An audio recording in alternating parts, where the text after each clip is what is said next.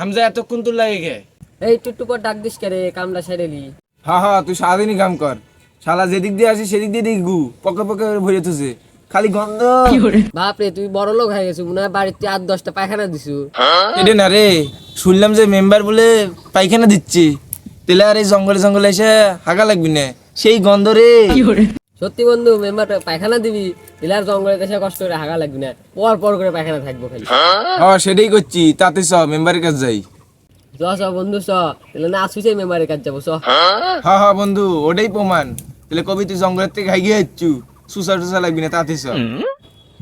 এ রে রে, পায়ের ছালা গু হলো কত, এই যে না আমি এটা হাঁকতে চাই না, শালা মেম্বার পায়খানা দিলে ভালোই হবে। এরম করে করছু গে, দর্শক বন্ধুরা কবি যে গু গু করছু। এ শালা তুই বানাচ্ছি গুয়ের ভিডিও, দর্শক বন্ধুরা কি করবি চ। ওটা মেম্বারে এমনি বলার জন্য তাই করেছি, চ। বন্ধু, মেম্বার সাহেব তো বাড়িতেই নেই রে।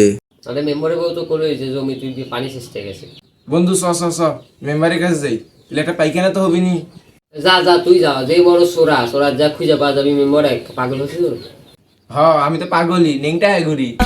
জানিস কি, একটা পায়খানা পেলে কত কিছু হবি, সিলাপ দিবি, এসি দিবি, টিন দিয়ে বেড়া দিবি, জানিস কি কত লাভ আমারে। দিঘি পাড়ার একজন বাঁশ দিয়ে পায়খানা করে দিছে, পা ফাঁক করে ওই হাগে বসে থেকে। আরে ওটা আপনি পায়খানা বানাছিল, এনি মেম্বারে দোষ দিলে হবে। যা তুই ক্যাঙ্কা করে পায়খানা আনতে পারিস, আমি দেখি যা। আমি লিগে যায়, পায়খানা দিলে কিন্তু তোকে আর হাইকবার দিব না কিন্তু। একবার দেবো না, মেম্বারে দিবি, আমি যাই হাগিয়ে ছিল মাগায় ফেলা দেবো শালা। তালা মেরে তুমি 6 ইঞ্চি তালা, চাবি থাকবি আমার কাছে। তালা মেরে তুবু, আমি পলিথিন করে হাগিয়ে ছেলেমের মধ্যে সেঙ্গা মেরে ছুঁয়ে দেবো।